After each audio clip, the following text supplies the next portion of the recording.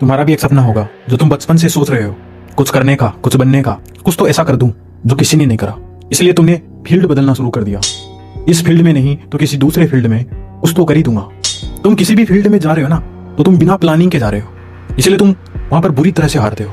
तुम उस फील्ड को बहुत कम टाइम देते हो, इसलिए तुम पहले ही खुद को जज कर लेते हो कि मैं इस फील्ड के लिए बना ही नहीं हूं। तुम्हें अपने माइंडसेट को बदलना होगा। अगर तुम किसी फील्ड में जा रहे हो और तुम्हें उसमें अगर यूनिक जनरेट करना है, तो तुम्हें अपनी थिंकिंग को ब्रॉड करना पड़ेगा।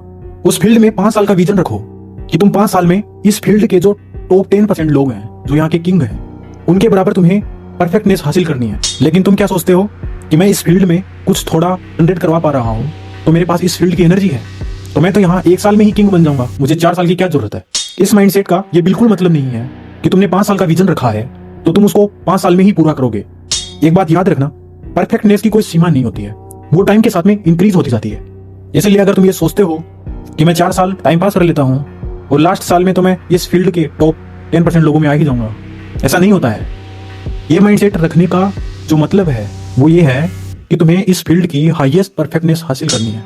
अब तुम्हें ये समझना है कि तुम उस फील्ड में किस तरह से काम करोगे। जैसे तुम शेयर मार्केट में हो, सबसे पहले तुम्हें एक छोटी अमाउंट को मल्टीप्लाई करना सीखना है। तुम किसी भी अमाउंट को मल्टीप्लाई कर रहे हो और एक बार नहीं कर रहे हो, तुमने बार बार किया है। तुम बार बार उसी अमाउंट पर काम करके, उसे मल्टीप्लाई करके खुद को परफेक्ट बना रहे हो। उसके बाद में तुम बड़ी अमाउंट पर काम करते हो और डेफिनेटली तुम यूनिक करते हो।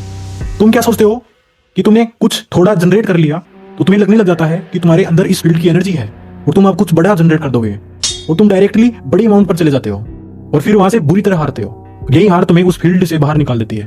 तुम किसी फील्ड में जब घुस रहे हो, उस फील्ड को तुम पूरी तरह से जान ही नहीं रहे हो। अगर तुम किसी फील्ड में जा रहे हो तो तुम उसमें यूनिक तभी जनरेट कर पाओगे जब उसका बेसिक लेवल अगर तुमने ब्रेक कर दिया ना, तो तुम हार ही नहीं पाओगे उस फील्ड में। बस मैं तुम्हें एक बात समझाने की कोशिश कर रहा हूँ, तुम जिस भी फील्ड में हो उसमें तुम थोड़ा कुछ जनरेट कर पा रहे हो लेकिन कुछ यूनिक नहीं हो पा रहा, तो उस फील्ड को तुम और टाइम दो। इसका मतलब ये नहीं है कि तुम उस फील्ड के लिए बने ही नहीं हो, लेकिन एक बात याद रखना, जब तक तुम उस फील्ड को पूरी तरह नहीं जान जाओ, उस फील्ड को तुम छोटे लेवल पर ब्रेक करना नहीं सीख जाओ, तब तक उसे बड़े लेवल पर मत स्टार्ट करना, नहीं तो तुम बुरी तरह हारोगे और यही हार तुम्हें उस फील्ड से बाहर निकलने के लिए मजबूर कर देगी।